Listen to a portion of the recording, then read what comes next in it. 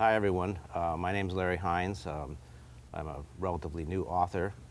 My new book that's out is called The Beneficiary, and I'm here to answer questions today, I think.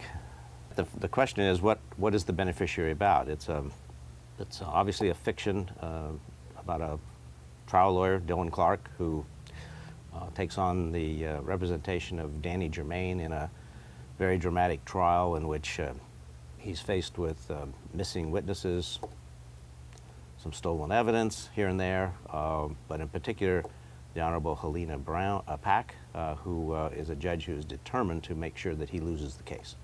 So it's a little bit about the dark side of the justice system. I think it's fairly fast-moving, and it was written to entertain as well as to educate the public a little bit about what a trial is really like. The question is how much of the book is based on my actual real-life experiences as a lawyer as compared to what I just made up. It's a mixed bag is the answer. The focus of this first book, The Beneficiary, is a will trust contest. And there are pieces of that's identical to, or pieces of it from cases where I've actually tried. But a lot of it is just fictionalized. I mean, when you've been a trial lawyer for 40+ years, you've had a lot of experiences, so I have a wealth of information to draw upon in writing about lawyers and trials. The question is my experience as a trained lawyer, does that help me write the book? And no, of course it's the basis for my knowledge about the law and the intricacies of trial work. But writing a novel is completely different than you write as a lawyer. You write briefs and you give arguments in court and so forth, but you don't deal in everyday conversational language. So it's an art form that I had to go back to school and learn. What are the highlights? I'm going to rephrase the question a little bit. What are the highlights of the book that would, in my judgment, make it worthy of someone to go buy it and pick it up and read it? Anyone who likes legal thrillers and courtroom dramas, I think, would like this story. The feedback that I've received so far, people enjoy the ups and downs and the twists and turns. I think it is exciting to read. There's lots of surprises in it. So if that's the type of book that you would like to read, I'm pretty confident that you will enjoy it. Yes, the second book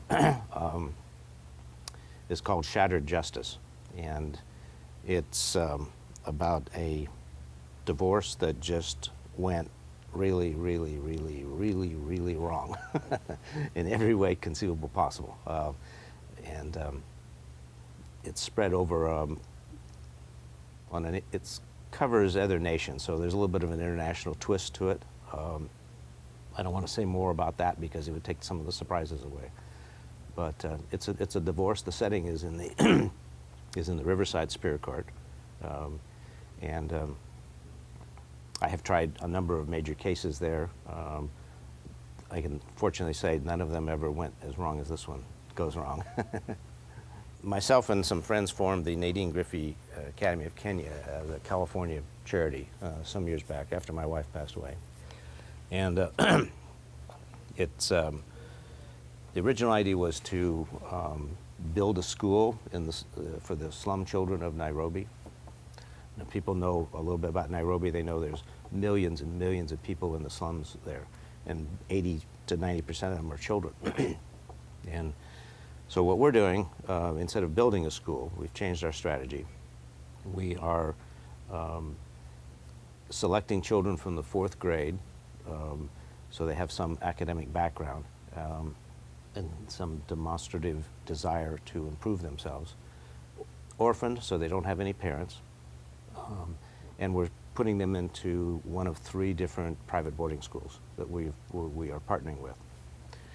And we take them from the 4th grade all the way to the 12th grade. in addition to paying the boarding and school fees, we provide. I mean, they don't have anything. They don't have shoes. They don't have clothes. They don't have anything. So you just got to start from scratch.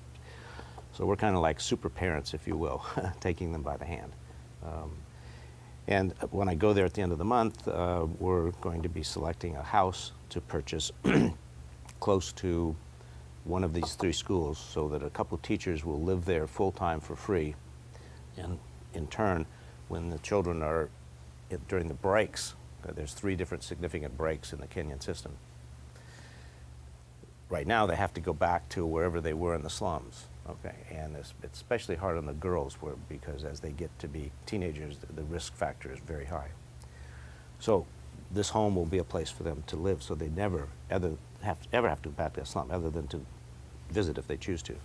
So that's what we're doing, and the proceeds from the beneficiary all go to the academy. Yes, our main goal, we've developed 2 wonderful charts.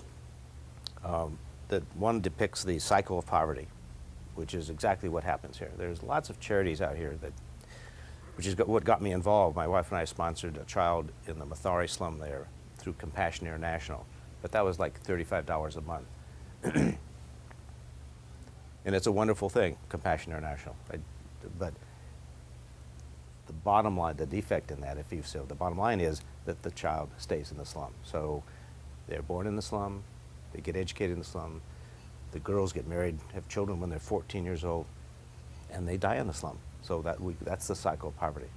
The second chart that we have takes that cycle, and what we're doing is out of the 4th grade, we're just snapping that cycle, breaking it right in half, so that that cycle is broken, so they never, ever have to go back to the slum.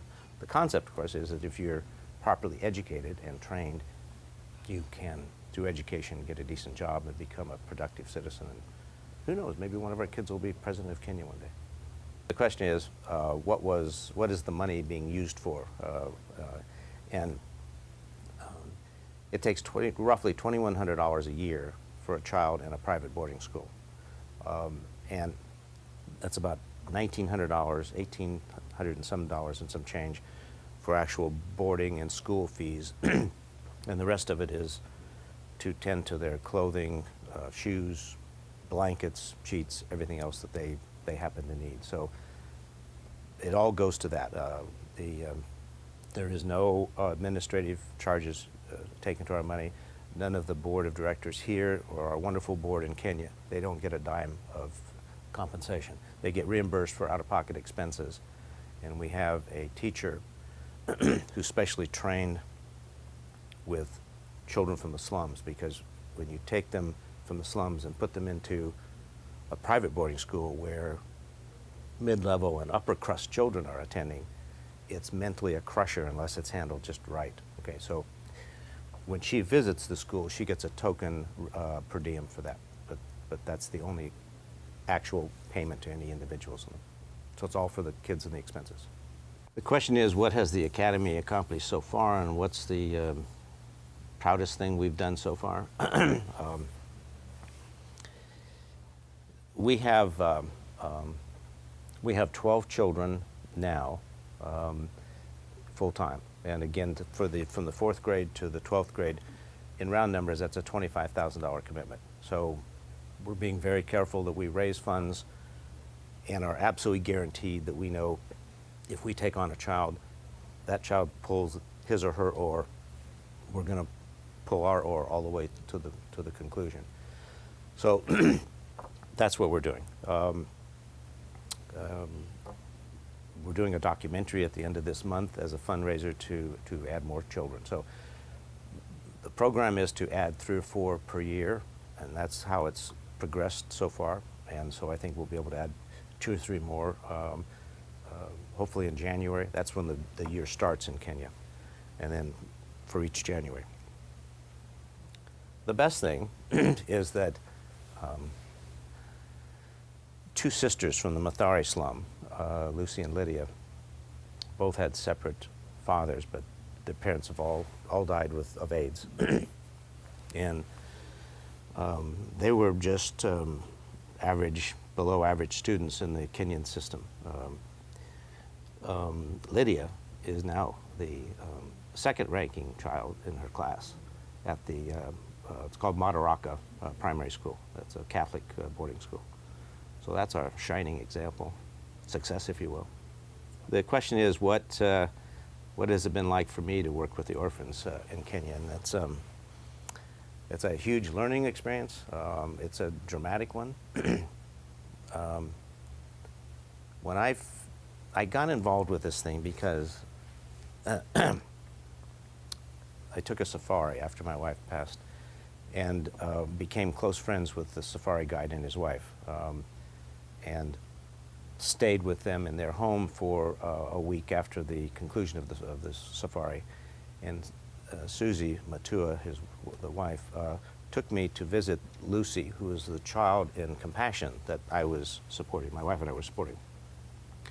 And we wandered into these back alleys into her home, and there was this aunt taking care of 9 children. 2 of them were hers, but the others were all relatives in one fashion or another who lost their parents. A room about 5 by 10, a dirt floor, no door, no heat, no lights, no water, no nothing, okay, no beds. They had slept on a plastic mat on the floor, the children did. They cuddled up together to stay warm at night. I mean, it was mind-boggling. Yeah. So, as a result of that experience, that's what I decided that, well, initially we were going to build the school for 20 kids. And the rest is off and running as we modified it. So the bottom answer was a huge emotional eye-opener for me and got me motivated to form the academy. The question is, what was the writing process as I went through writing The Beneficiary? I don't want authors to cringe out there because they're probably much more organized than I am, but I'm kind of a cluster thinker, if you understand what that means. I mean, ideas just explode into my brain at times, and as long as you have pencil and paper and can scribble notes, that's what you do. And as compared to sitting down and carefully outlining the whole thing. I mean, the whole concept was sort of outlined in my mind, but as the chapter by chapter, page by page, even paragraph by paragraph, you never know what the next paragraph is actually going to say.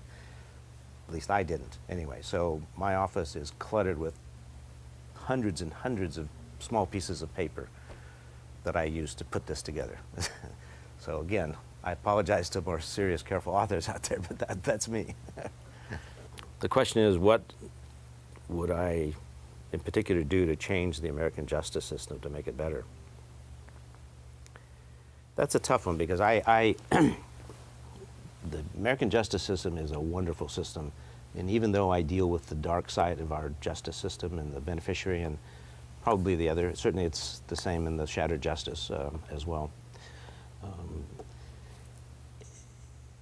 It's a wonderful system, but it works well or it works poorly depending upon the people that make it, the judges, the lawyers. You have judges who are just like doctors, dentists, anybody. You know, there are good ones and there are bad ones. There are lazy ones. There are ones that just don't care. If I could pick out of the sky, what would I do if my wish were granted? You know, I would say we want honest judges that really care about the justice system handling it, and it would improve. But we have a mixed bag right now, and that's life. The question is, what is something that has most surprised me as a trial lawyer?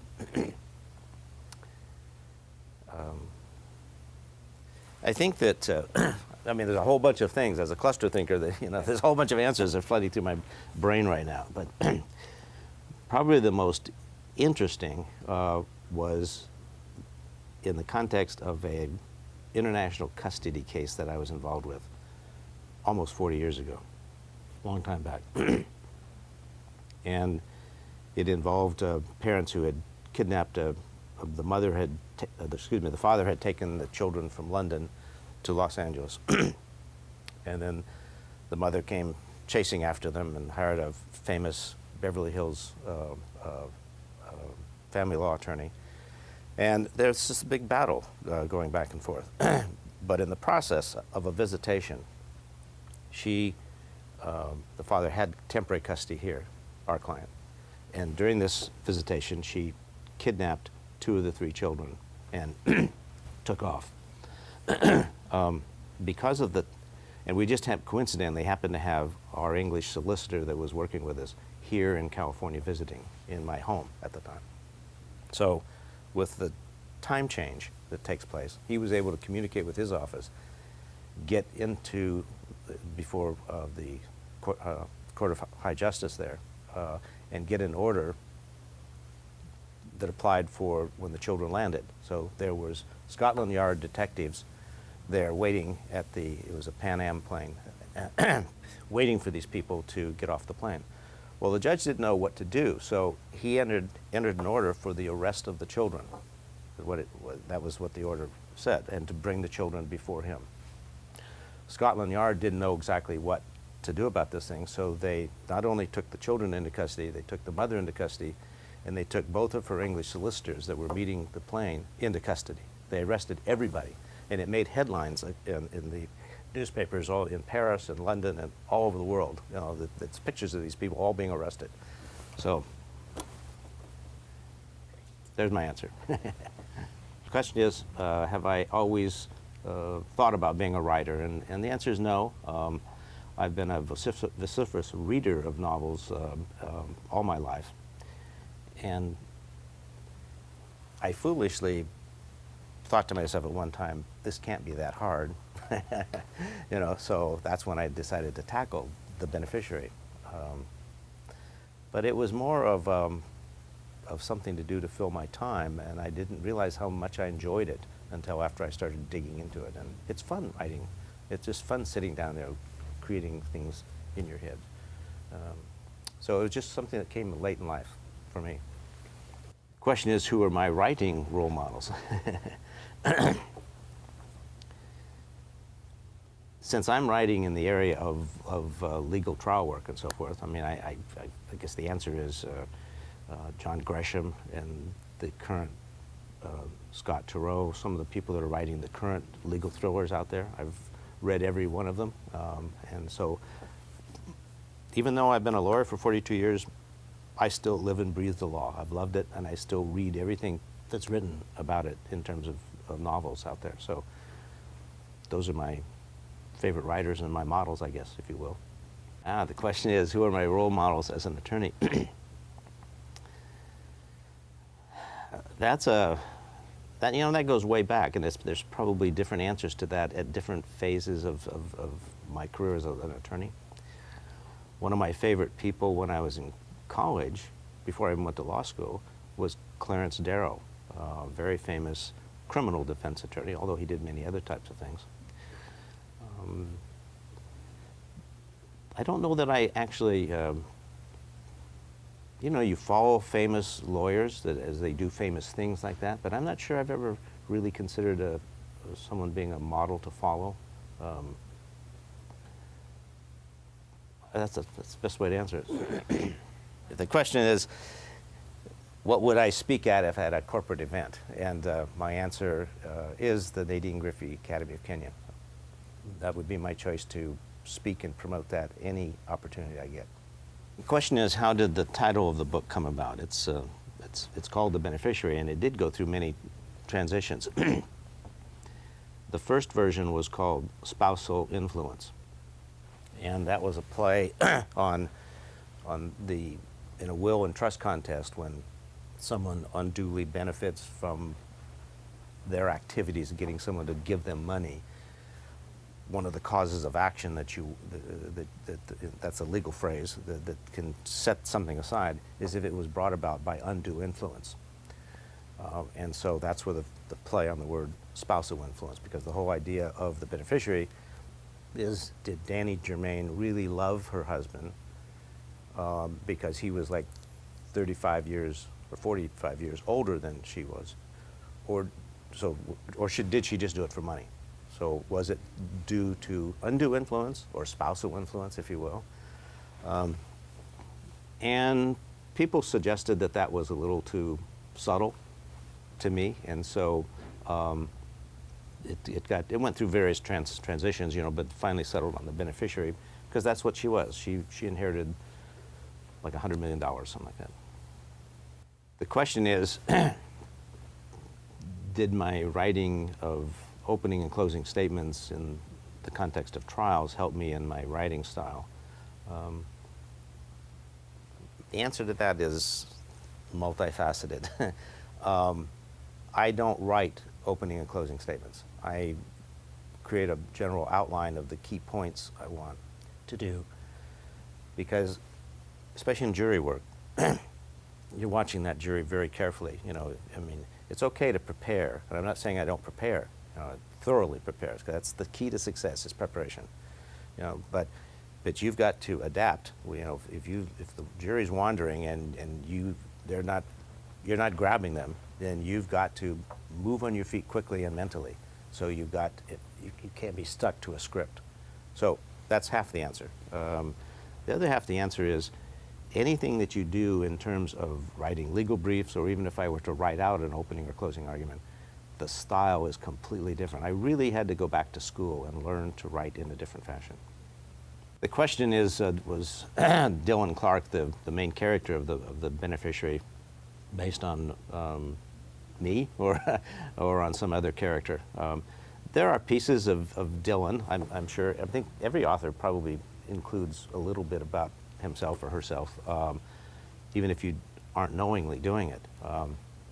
There certainly are pieces of that in there a little bit.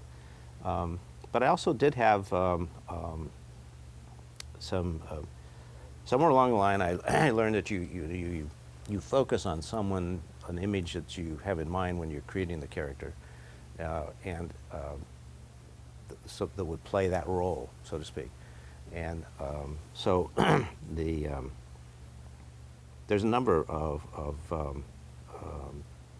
actors that I had in mind at different points in time, that would come to that have played lawyers in movies, if you will, all the way back to Paul Newman in,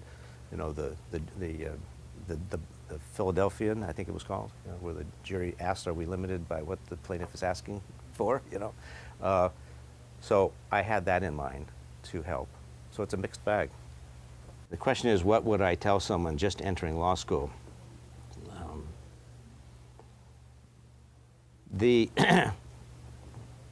one thing that I learned from what I thought it was going to be about is that there is no certainty in the law.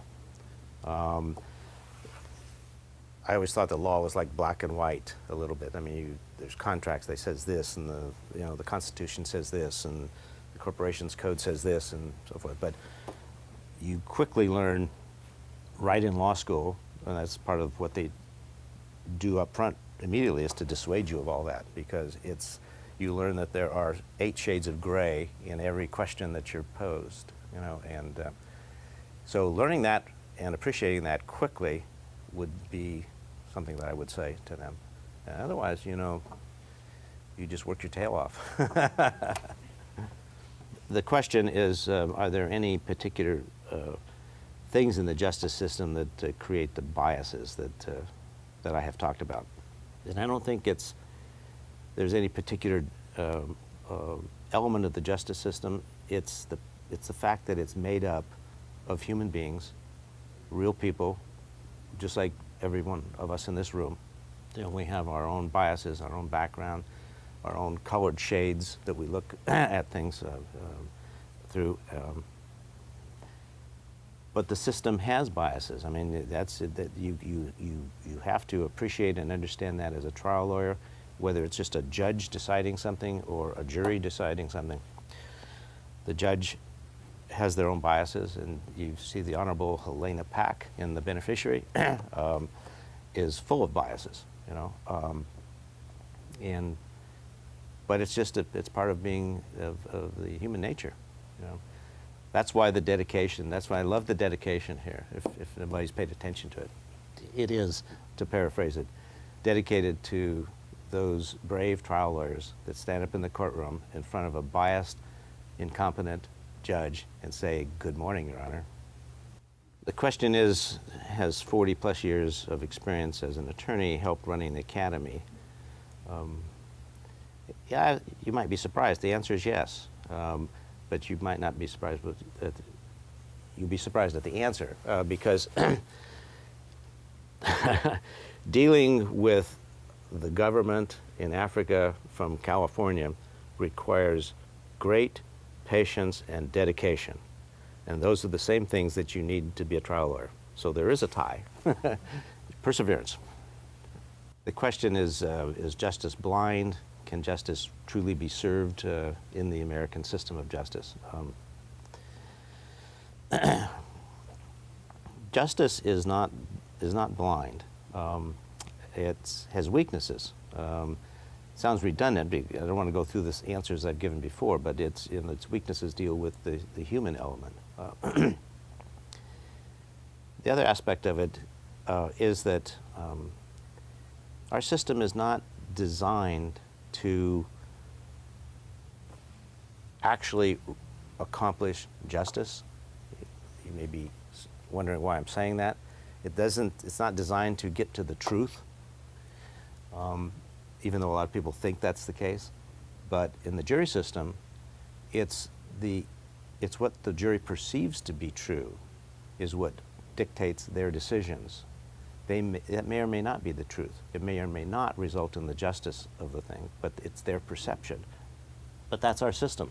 We lay out the facts and we play this stuff out in front of the jury, and then they make a decision. And the art of being a trial lawyer is to form the evidence, mold it, if you will, in a way that will convince the jury to believe the way you want them to believe, no matter which side you're on. The question is, would I ever consider being a judge if given the opportunity? I have been given that opportunity in the past, and no, I would never want to be a judge. I would not have the right temperament for it. I think I would muddle in the affairs of attorneys that weren't moving things along properly. There's a judicial demeanor, there's a judicial profile that judges need to have, and making sure that things go fairly and so on and so forth is part of it. But you have to have infinite patience to hear sometimes ludicrous arguments being made, and the attorneys have to know they're ludicrous arguments, but the clients want them to make it nevertheless. I just don't have the temperament. If I was offered something on the United States Supreme Court, well, I probably would take that. The question is, does the programs on television, the trial programs on television, depict what a trial is actually about, trial lawyers? And the answer is no, but it's just a question of you can't get a realistic view of a trial condensed into a 30-minute series or even an hour-and-a-half movie. It's hard. It's very difficult.